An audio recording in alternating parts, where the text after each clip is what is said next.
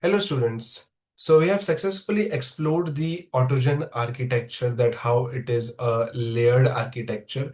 In this video, we will do the VS Code setup, the initial setup to be able to start using Autogen in our Visual Studio. Okay, for these we need some libraries which we will be installing. So let me just go ahead to my VS Code and start doing the same.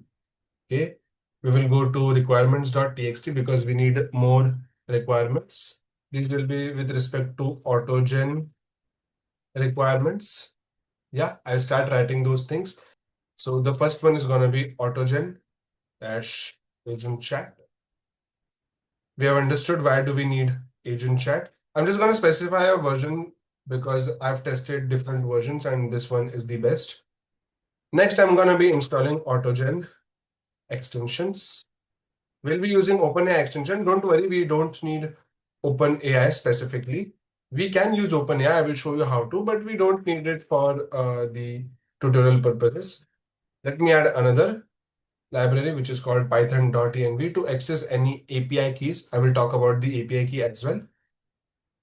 And then lastly, we need Autogen core. Now, if we just tick mark the checklist, we have Autogen core, we have Autogen agent chat, we have extensions like we understood it from the previous video. Yeah. Now, we need to set up something else as well. Let me go here and search Google AI Studio. Yeah. When you search Google AI Studio,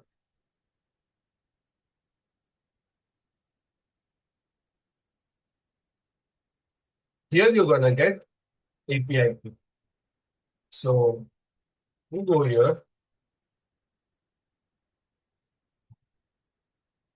then you will create an API key. You can select your existing project. If not existing, just make one. Yeah. When you go here, you're gonna have an API key. You'll go to your .env. Here you will add Google API key, and then you will paste your Google API key likewise. Okay, don't use my key. I'm going to be deactivating this API key after this video, so it's not going to be of any use, but you can set up your Google API key in the similar manner like I have shown you. Okay, and this will be the API key which will be accessing using python.env variables. Okay, let us install the requirements now. I will write uv pip install -r qu requirements.txt, and it's going to install it likewise.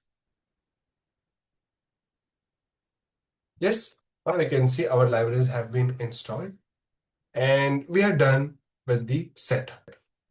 Now let us quickly check if the Google API key is existing. So how I will do that?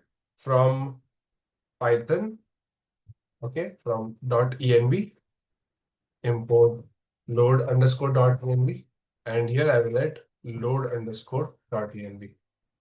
So it's gonna give me true that it has loaded the environment variables.